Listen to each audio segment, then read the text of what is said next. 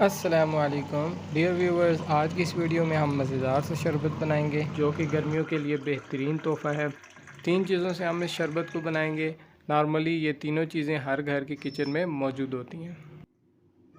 Dear viewers, सबसे पहले grinder में पुदीना डालेंगे, साथ ही हम इसमें गुड़ डाल देंगे। गुड़ की मिकदार हमने कम डाली है, आप इसको अपने हिसाब से एडजस्ट कर लीजिएगा।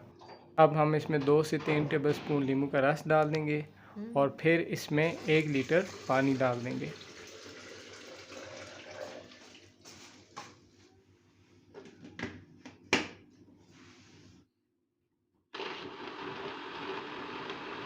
अब हम इसे अच्छे से ग्राइंड कर लेंगे।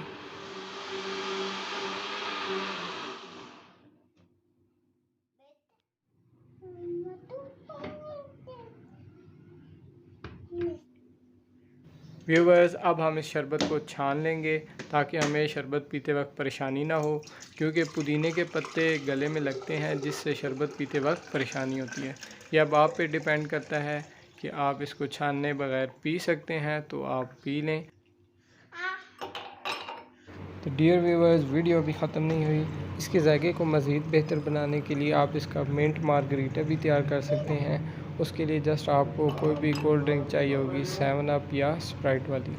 जस्ट आपने ये करना है कि आधा गिलास आपने पुदीने का शरबत ले लेना है और बाकी इसमें 7 अप या स्प्राइट डाल लेनी है और साथ इसमें हस्बे ज़रूरत नमक ले लेना है।